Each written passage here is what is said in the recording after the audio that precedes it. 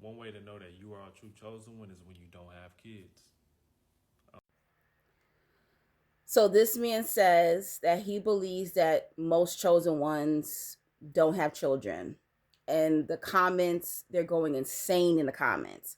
Now, I don't agree that chosen ones aren't parents. I think there are many chosen ones who are parents, husbands, and wives. Now what I will say is this: a chosen one's main focus isn't to procreate on the planet.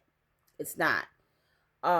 They come here to do their spiritual assignments, and they come here to check out. Okay, you're chosen to come here to rise the vibration on the planet.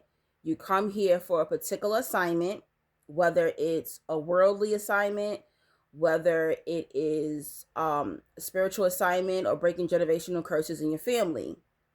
But there are some chosen ones who are like, midwives and doctors and nurses who work in the medical field, who work with children, who work with healing in medicine and healing children.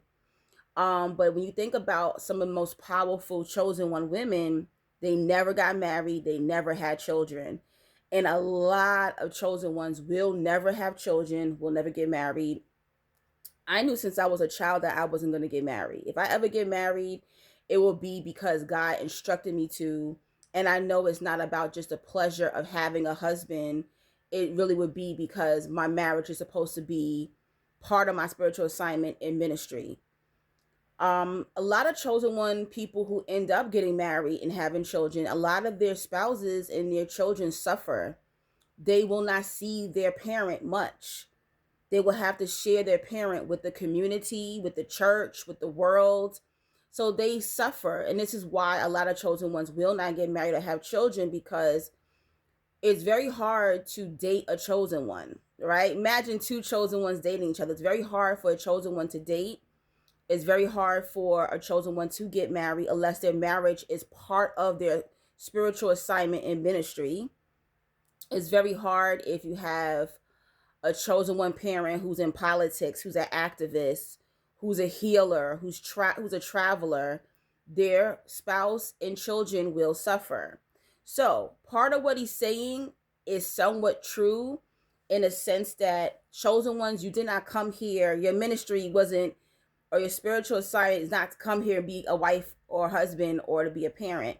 Those are just extras that you get along the way. When I think about like Bob Marley, a chosen one, Dr. Martin Luther King Jr., a chosen one, Malcolm X, a lot of times chosen ones die young. They become a martyr. They leave their children behind. They leave their spouses behind. Because why? They came here for a particular spiritual assignment. And once that spiritual assignment is done, they leave. So understand, if you're a chosen one, you come here, there's a chance that you might die young. There's a chance that you're going to have to sacrifice time, quality time with your spouse and your children. So it's almost like a risk for chosen ones to have children. And a lot of us do very well having no family. A lot of chosen ones don't have family.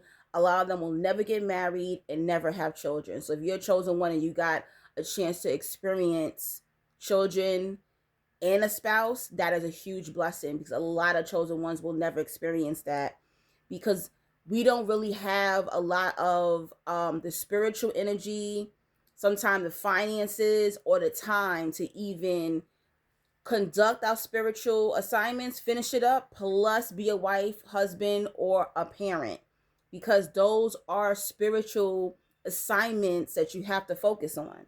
So that is the reason why a lot of chosen ones may not be parents. And you get distracted.